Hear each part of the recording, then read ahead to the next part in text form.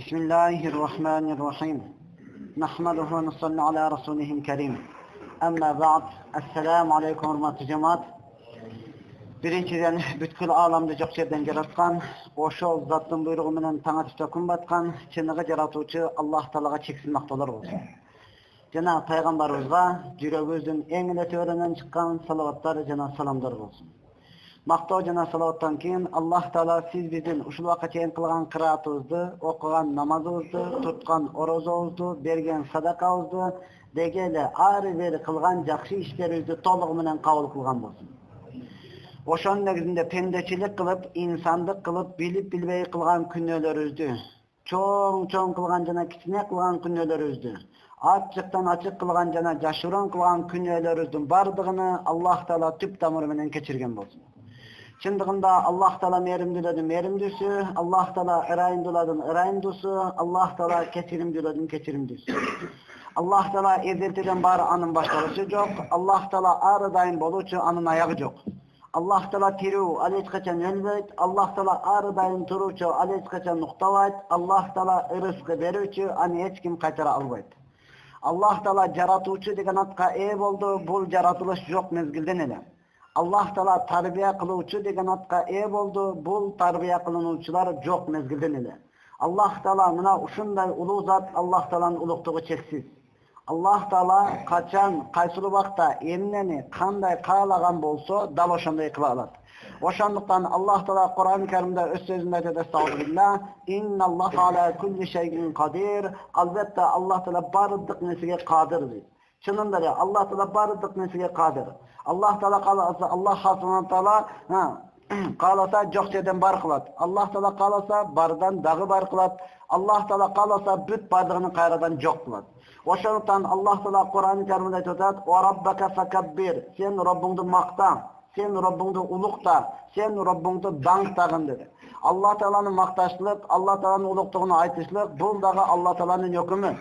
Аллах Тааланы канча мактасаңыз, Аллах Таала ошончолук мактоого татыктуу зат. Аллах Тааланы канча мактасаңыз, сиз Аллах Таалага ошончолук жакын болосуз. Аллах Тааланы канча мактасаңыз, Аллах Таала сизге ошончолук сооп берет. Аллах Тааланы канча мактасаңыз, Аллах сиздин ошончолук күнөөлөрүңүздү кечирет. Аллах Тааланы канча мактасаңыз, Аллах сизди периштелерге мактайт. Аллах Тааланы канча мактасаңыз, Аллах сизге бейиштен үй салып берет. Аллах Тааланы канча мактасаңыз, Аллах сизди бейишке эң биринчи кирүүчүлөрдүн катарына кошот.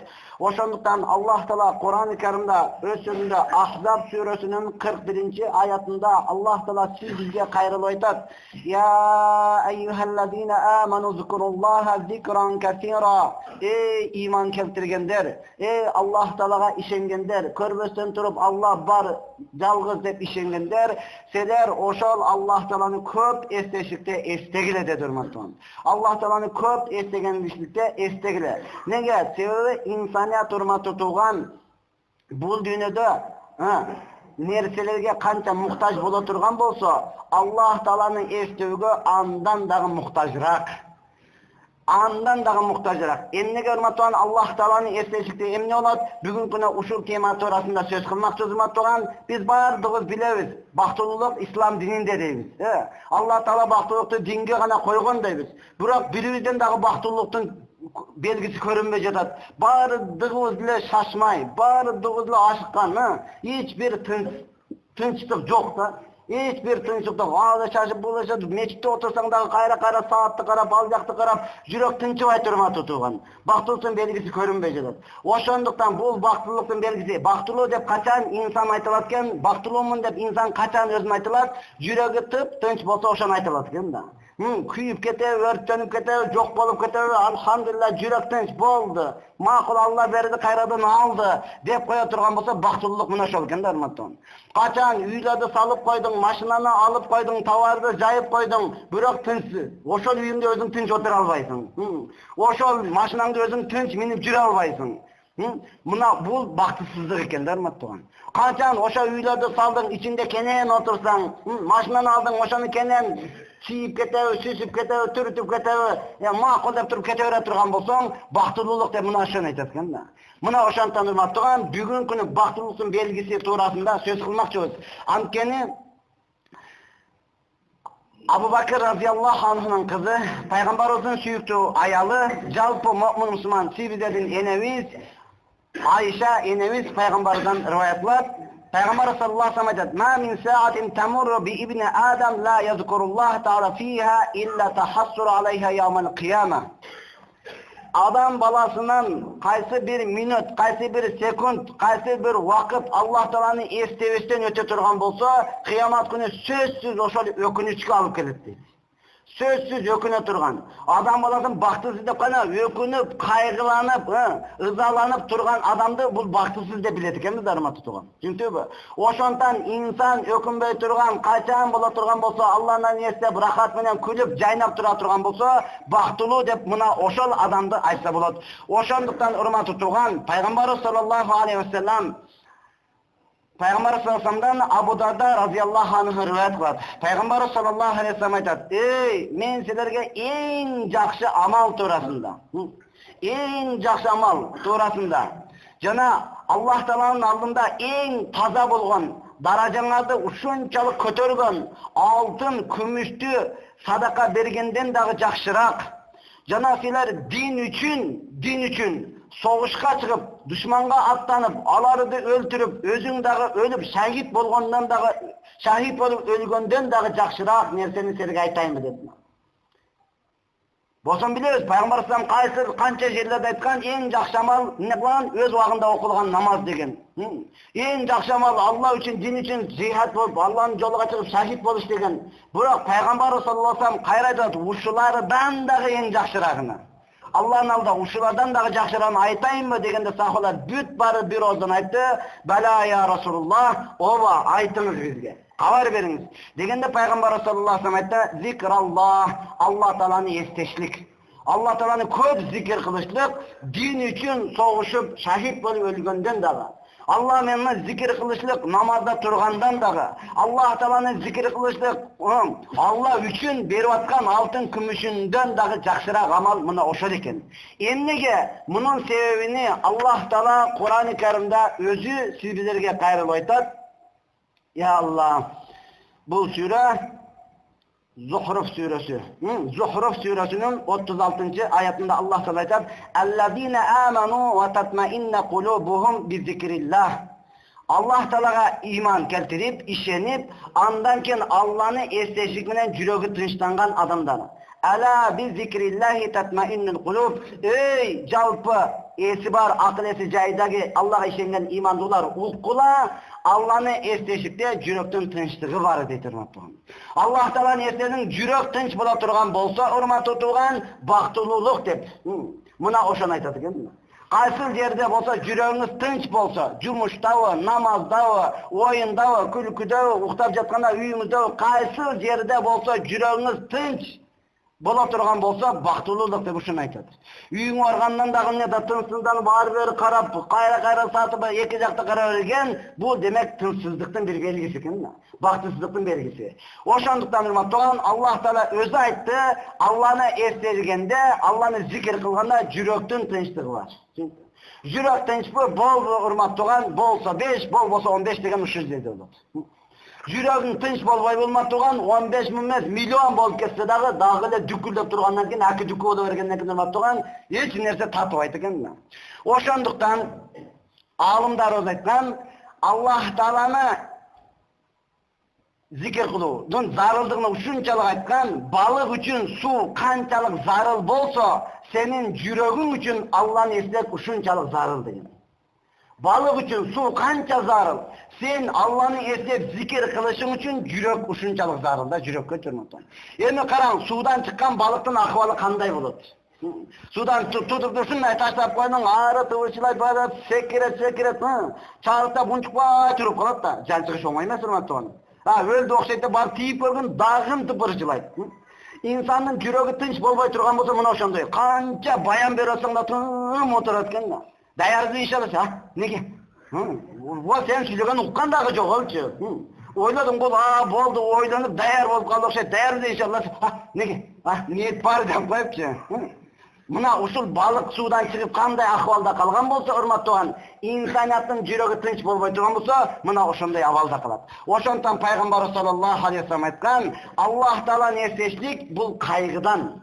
Аллах тааланы эстештик бул адамды таар тупиктен.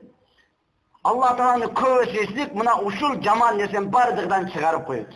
Жана ким Алланы көп эстей турган болсо, Аллах таала ага эсепсиз ырыскысын берип коет деген урматтуу туган. Сиз бизде бардык нерсе бар, жүрөк тынч болбой жатат урматтуу. Кайгы, же карызыңдан кутула албайсың, же нормальный машина ала албайсың, же бир жакшы иш таба албайсың, иш таап туруп акча алсаң жетпейт. Кайгыда ушунча пашанан бүтөлүп эле кандай пайда деп коюп жүргөнүң менен урматтуу, ал жагы ачык эле көрүнүп турат. Ошондуктан бардык тынчтык өзүнүн жайында болуш үчүн Аллах тааланы көп эстеш керек. Ошондон Абу Муслим рахматуллах алейхиге бир адам келип туруп насаат сурады. Мага насаат бериңиз. Айтты, Аллах тааланы көп эстегин. Дагы айтыңыз, дагы башка дагы насаат бериңиз. Айтты, сен Алланы ушунчалык көп эстегин, адамдар көрүп туруп сени жиндиби, бул жинди эмеспи деп калсын деди. Ошентип айтты, бирок Абу Муслим өзү мына ушул ишти кылат эле. Күндөрдүн күндө Абу Муслим ушунчалык зикир кылып жаткан учурда бир киши келип карап туруп шериктерге айтты, бул жинди пинди эмеспи? Акыл эси жайда эле бул. Дегенде Абу Муслим угуп отурат да. Угуп туруп Абу Муслим өзү айтат, бул жиндилик эмес, бул ошол жиндиликтин дарысы дейт. Мен ошол жинди болуп калбайын деп ушунда отурам деп урматтуу. Алланы эстебесең анык жинди болосуң да. Түшүндүңбү? Ошо жиндиликтин дарысы бул Аллах тааланы көп эстештик деген урматтуу. Я Аллах, ошондо качан Алланы көп эстей турган болсоң, эмне кылат? Ошондо бактылуулук келет урматтуу. Сен баардык нерсени бүтүрүп койдуң, бирок Алланы эстеген жоксуң. Кайсы нерсени бактысыздык, кайсы нерсени күнөө деп эсептейт? Пайгамбар айтты, кайсы ишти кылгандан жүрөгүң тынчтанбаса, жүрөгүңдө бир нерсе өйүп тура бере турган болсо, мына ошол бактысыздык. Мына ошол күнөө деген урматтуу туган. Мына ошону күнөө деп айткан. Ошондуктан сиздердин бактылуулугуңуз Аллах тааланы эстештикте турат. Бир адам 60га киргенге чейин намаз окуп аптыр. Эми окушум керек деп мешитке кирсе, бирөө селлени киіп ушунчалык сүйлөп намаз окуп аткан экен, карап туруп, ушул эле селлени кисем ушинтип сүйлөп калам мен деп да. Ушу селлени кисем ушунчалык сүйлөп калам, ушинтип намаз окуп калам. Ушундай табыш керек, ушуну алыш керек деп отуруп, эми бая муктаж болгондон акыр уялбай келип сурап тур. Селлеңизди берип турбайсыз депчи. Макул деп берген экен, кийип алып, эки жакты карап титирейт экен да калчылдап. Айт десе эч нерсе чыкпай атат депчи. Бул сөз бактылуулук селледе эмес, бул келледе деген экен да. Бул келледе урматтуу туган. Ошондон бактылуулук башка жерден эмес, эмне кылабыз? Бардыгыбыз башты Алла берген башты иштеп туруп, Алланы эстей турган болсок, бактылуулук ушул жерде келет. Албетте ар бир нерсени айтууда урматтуу туган бир себеби болот. Я Алла, бул теманы тандап алышыкта, кече күндө бирөө чалат. Аял киши экен. Мен биринчи турмушка чыкканымда күйөөм кедей эле, колунда эч нерсеси жок эле, ата энеси дагы кедей эле. Мен ошого шүгүрчүлүк кылбастан кетип калганмын дейт. Мынтип качанга чейин жүрөбүз? Же үй сала албасаң, же нормальный тамак жебесең, болот кичине отуруп тур, баары болот үйүнө десе дагы болбой кетип калганмын дейт. Жообуну албастан, талагын албастан кетип калыптыр. Барып азыр бирөө менен жашап, бирөөгө турмушка чыктым. Чыкканыма 6 жыл болду. Кудайга шүгүр бактылуубуз. Алла таала 3 бала берди дейт. Бирок менин жүрөгүмдө бир нерсе өйүп турат. Мен ошондон талагымды алган эмесмин. Ушул айтканың туурабы? Туура. Сен бактылуу эмессиң, эң бактысыз адам сенсиң. Капа болбо, сен сурадың, мен айтам. Сен 6 жылдан бери зина кылып жүрөсүң. 6 жылдан бери ойноштук кылып атасың. 6 жылдан бери 3 баланы зинадан төрөп койдуң. Анан каякта сен бактылуусуң? Анан сен кантип бактылуусуң, урматтуу туган? Ошол жүрөгүмдү бир нерсе оюп анан чыдабай сизден сурадым эле. Сураган болсом мына ошондой. Кайтып аркага бар. Бар дагы муну таштап тур, муну кызыктырбайт бул. Шарият муну кызыктырбайт, урматтуу. Бул ойнош. Түшүндүңбү? Бар дагы ошондон кечирим сурап, ошондон кайра жаша. Жок, аркка жол жок. Демек сен бейишиңе жол жок экен. Дозокко даяр экен, кете бер анда. Дозокко даяр экенсиң, урматтуу. Башка жол жок экен. Түшүндүңбү?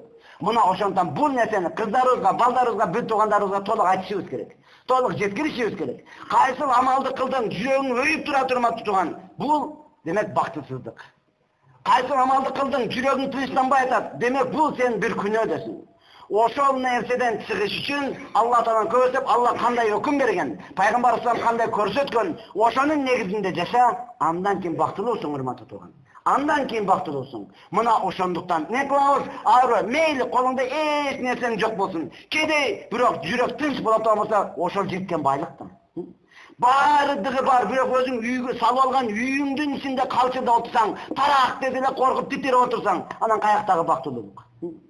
Жылмайып эле күлүп билдирбейин дегениң менен, урматтуу тууган, өзүңдү өзүң түрмөгө камап алган болсоң, анан каяктагы бактылуулук? Ошондуктан макул башка жака кетпейбиз, урматтуу тууган. Эң негизгиси эмне экен? Мана ушул Аллах Тааланы көп эсертсе, жүрөктүн тынчтыгы бар. Качан жүрөк тынчтана турган болсо, инсандын бактылуулугу мына ошонун ичинде.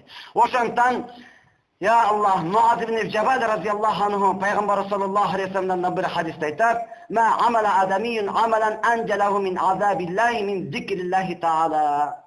Адам баласыны Алланын азабынан куткара турган зикирден башка эч нерсе жок деген урматтуу тууган. Алланы көп эсештен зикирден башка эч нерсе жок деген. Ошондуктан албетте бул зикир тилге өтө жеңил, өтө рахат, түшүндүңүзбү? Эми калган амал намаз окуш үчүн дайрат алышың керек, келип алып тик турушуң керек, эңкейишиң керек, эмне кылып барышың керек, бир канча вакыт. Зикир дайрат кызыктырбайт буга. Зикир дайратың барбы жокпу, түшүндүңүзбү? Ордуңда отуруп аласыңбы, жатып аласыңбы, кызыктырбайт турган. Ошондуктан Аллах субхана таала Кур'ан-ы Каримде айткан: "Фа иза qadaytumus-salat fazkurulloha qiyaman wa qu'udan wa ala junubihim." Качан намаз окуп бүттүң, болду рахмат деп эле кете бербей, жуман окуп бүттүк деп эле кете бербестен, Алла айтат: намаз окуп бүттүңбү, бүтүшүң менен кетип баратасыңбы, жүрөсүңбү, тик турган абалыңда Алла Тааланы эсте. Машинага отуруп баратасыңбы, отурган абалыңда эсте. Үйгө барып эс алдыңбы, жаткан абалыңда Алла Тааланы эстегин деп. Ушул хадисти Ибн Аббас разияллаху тафсир кылып айтат, урматтууган. Күндүзүбү, түндөсүбү, сафардасыңбы, үйдөсүңбү, байсыңбы, кедейсиңби, эрте мененби, кечиндеби, чөлдөсүңбү, көлдөсүңбү, түздесиңби, тоодосуңбу, айырмасы жок, оорусуңбу, тазасыңбы, Алланы эсте деп айткан. Ошонун ичинде эстесең, анан жүрөккө тынчтык келет, урматтуу. Эми албетте адам баласына сыйлык бермейинче бул бир нерсени кылбайт. Качан адам баласына айлыгы берилсе, анан ишти кылат да. Түшүндүңбү? Айлыгы эле, акчасын эле бере турган болсаң, ийли бой адам сага кызмат кылып бере берет. Не тамак жейсиз? Мынаны майны жумшак сүйлөйт, түшүндүңбү? Булардын өзүнүн орусча бир сөздөр бар го, хадистери. Килер дайым не болот? Прах болот деп коет экен, Акчасын алыш үчүн не кылат экен? Сөгүнүп турсаң да, бакырып турсаң да, сага жылмайып сүйлөйт экен. Неге бул дары прах болот деп? Акчасын алыш үчүн эматан. Инсандын табияты мына ошол нерсе. Ошондуктан албетте Аллах Тааладагы Алланы эстесең жөн койбойт. Пайгамбар саллаллаху алейхи вассалам Абу Хурайра радиаллаху анху риваят кылган хадисте пайгамбар саллаллаху алейхи вассалам айтат: "Ман кала ла илаха иллаллаху вахдаху ла шарика лах, лахул мульку ва лахул хамду ва хува ала кулли шайин кадир, фи яумин ми'ата марра, канат лаху адл ашара риqabin." Kimde kim la ilahe illallah vahdahu la şerike lah. Bir Allah'dan başka sığınığa tatıktır zat yok. Al özü жалгыз, anın şeriki dağı yok. Lahul mulk, jalpı mülk oşonuku. Ve lahul hamd, maqtuğa tatıktır dağı жалгыз Allah. Ve hu ala kulli şeyin kadir. Al bardık nesige kadir dep günüge 100 yıl ayta turgan bolsa, Allah Taala anın orduna 10 kuldu azat kıldı degen soğuk beretti. Wa kutibat lahum mi'atu hasanatin. Jana al adamga 100 жақсылык kıldı degen soğuk жазылат. Wa muhiyat anhum mi'atu sayyiatin. Jana anın 100 күнөөсү keçirilет. Wa kanat lahu hirzan minash-şeytan yawmihi dalga hatta yumsa. Oşol günü keçke keçen uşul aytkan kelmesi şeytandan ağa korgon bolup beret. Keçkeçeyin. وَلَمْ يَأْتِ أَحَدٌ بِأَفْضَلِ مِمَّا جَاءَ بِهِ إِلَّا رَجُلٌ عَمَلَ أَكْثَرَ مِنْهُ. Yani kim uşunu 100 yıl aytkan bolsa, mundan жақсыраак amal kıluvchi hiç kim bolboyt. Kim uşundan köörөөк aytkan bolsa, oşol gana bolot deyt hurmatlı. Kim köörөөк aytkan bolsa, oşol gana bolot. Albatta Sahih Bukhari. Köpçülük aytat, bakti adamla kaçanla süylese, mındayla zayıf hadislerle ayta öğret, mındayla kete öğret, oğa işendeş gerek, normal damladan suraş gerek depsi. Ayta tuğamızda bizler aytıp koyuyoruz. Uşul hadis Abu Hurayra radıyallahu anh'ın rivayet kılgan, Sahih Bukhari'de de kelgen, Müslim'de de kelgen, Sahih Bukhari'nin urmat tuğan 3293. hadisi. Sahih Bukhari'de. Şunçalık sizge delili gerek bolsa. Достоверныйбы дейсиз го. Шунчалык сиз достоверный болсо анан амал кылам десеңиз, караң, Сахih Бухариде келген, Бухарини карасаңыз 3293 хадис. Эгер Муслимди карасаңыз 2691 хадис турат. Жалпы элге негизде муну менин өзүмдүн илимим боюнча Урматтуу, жалпы элге буларга чейин айттын кажаты жок да. Айттуу амал кылып кете бер, Урматтуу. Biz ökümünü aytkan jokпуз, biz sizge faziletini aytıp atабыз. Ушундай кыл, мындай кылбасаң арам, дозокко киресиң деп айткан жокпуз го.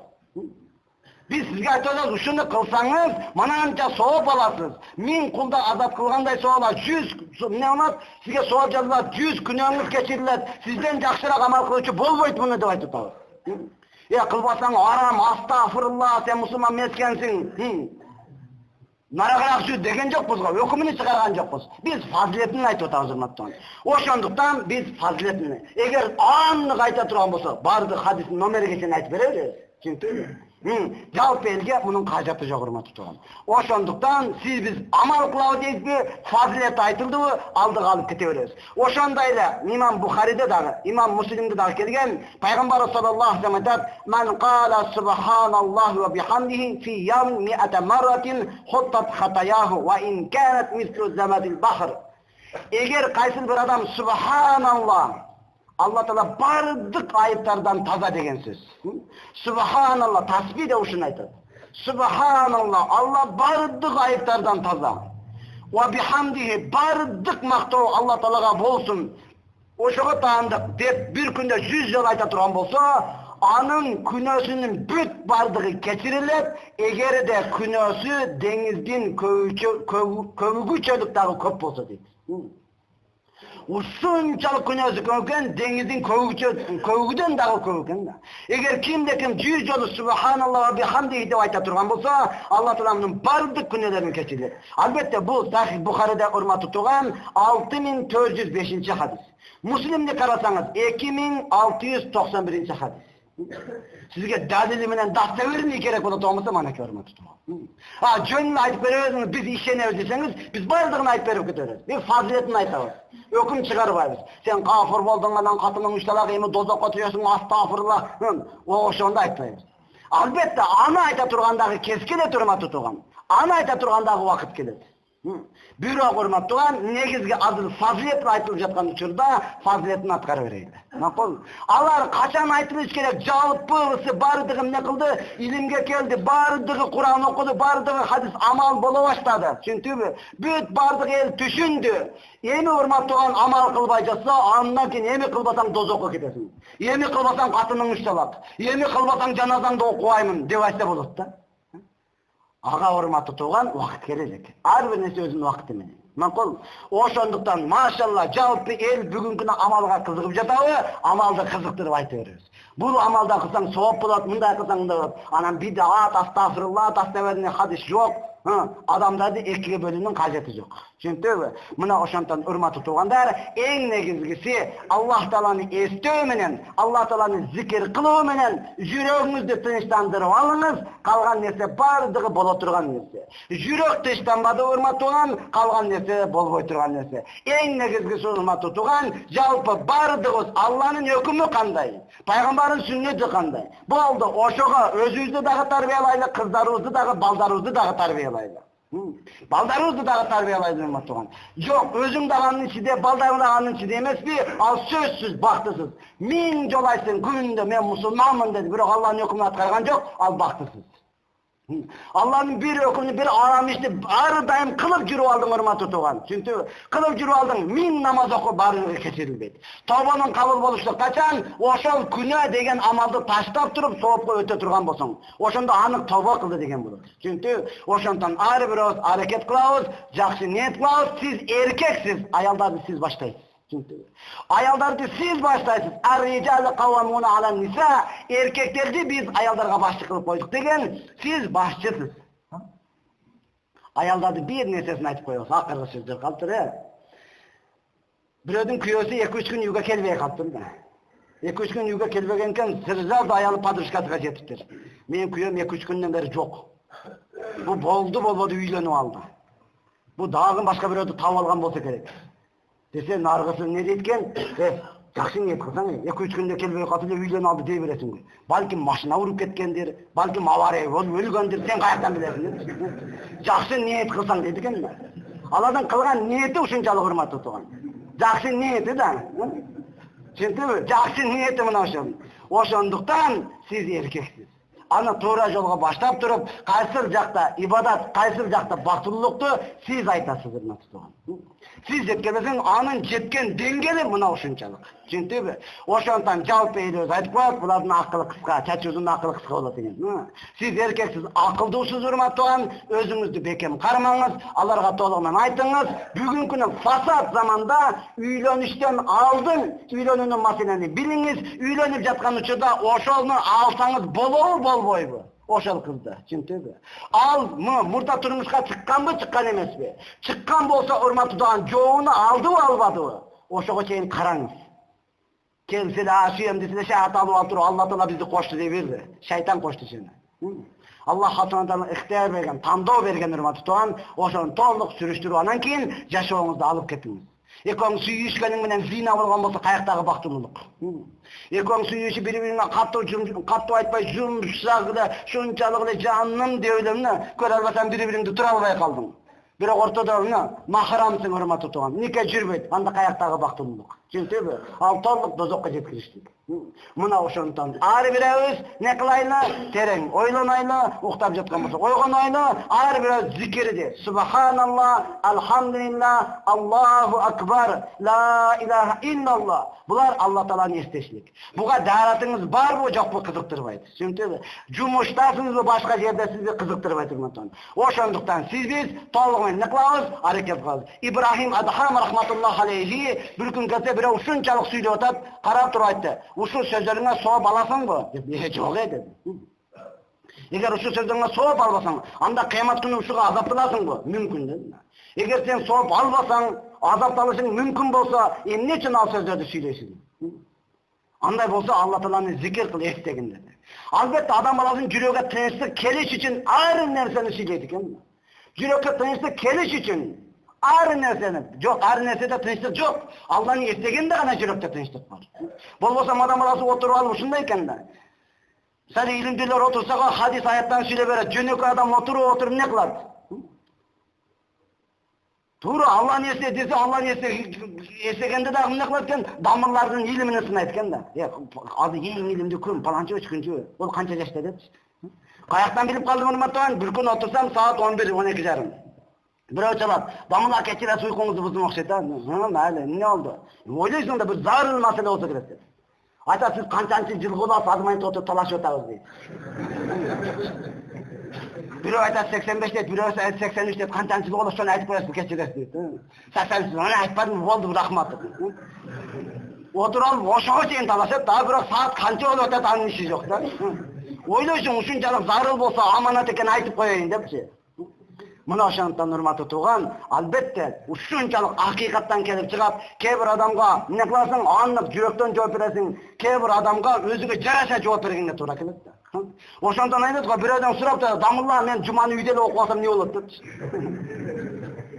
Дамылла мен жуманы үйдө эле телевизорду көрүп отурсам эмне боло береби? Не дейт эми, урматтуу туган? Анын деңгээли ошондо. Акыры ачуусу келгенде натип боло берет сага. Сага боло берет. Ошол жерге холодильниктин үстүгө капкара материалды жагдан ошол жерге ажыдагы кылып ал. Сага боло берет ошол жерде. Ошондон, урматтуу туган, биздин жүрөккө кайсыл тынчтык келиш керек? Кайсы нерсе алып келет, урматтуу туган? Албетте Алланы көп эстесек, көп зикир кылыш керек. Мына ошону көп зикир кылабыз, Алла Тааланы эстейбиз. Субханалла, бардык айттан таза. Алхамдулилlah, бардык мактоо Алла Таалага болсун. Бул даратка муктаж эмес. Бул вакытка муктаж эмес. Түшүндүңбү? Ар бир секунд Пайгамбар саллаллаху алейхи вассалам айтты, кыямат күнү бейишке кирген адам эч нерсеге өкүнбөйт. Бейиште өкүнүч жок дейт. Бирок Алла Тааланы зикир кылбай өткөргөн вакытка гана өкүнөт да. Кайсы вакытта Алла Тааланы эстеп өткөрдүңүз, ушуга гана өкүнөсүз. Бейиште башка өкүнүч жок. Ушул гана өкүнүч бар, урматтуу туган. Ошондуктан аттың неге өкүнөт? Караса бул бир даража жогору көтөрүлүп кеткен. Андан кийин да. Сен кантип бияка чыгып алдың? Бир субханалла деп сенен көбүрөөк айтып койгон экенмин. Эми өкүнүч болот. Ошол жерде мен да айтканда сенин даражаңда болот экен. Bolsam 2000 menen ne kıldı? Hazır düğünü misalın 2000 zikir kılgan beyişke kirgen da. Karasa biraz çoğurak soruyor. Nege 2001 jol aytıp koygan da. Emi yokunuş payda olur. 2001 jol aytkandan soň karasa özden biraz 2002 jol aytıp koygan. Emi okunuş bola turma tutan. Başka okunuş yok. Muna oşantan har birimiz ökünüp kalbaş üçün Allah Taala'nı köre getseybiz, kalganlarga estetүүnün hareketini kılabız. Dayazda inşallah. Ve ahire davana elhamdülillahi rabbil alamin. Ya Rabbi bütün mu'ansonlar din minetine kabul kılgın. Bütün mu'ansonlardan yüreğine tınçlık bergin. Ya Allah'ım özün ayttın. Allah'ın estetüğü yüreklerde tınçlık var dedin. Ağrı ve özü Allah dil minen emes yürek minen özünde istep yüreklerine tınçlık verip ağrı bir insan baktılı bol bu dünyadan ötüsün nasip kılgın ya Allah'ım bir rahmetke ya erhamer rahim. Esselamu aleyküm.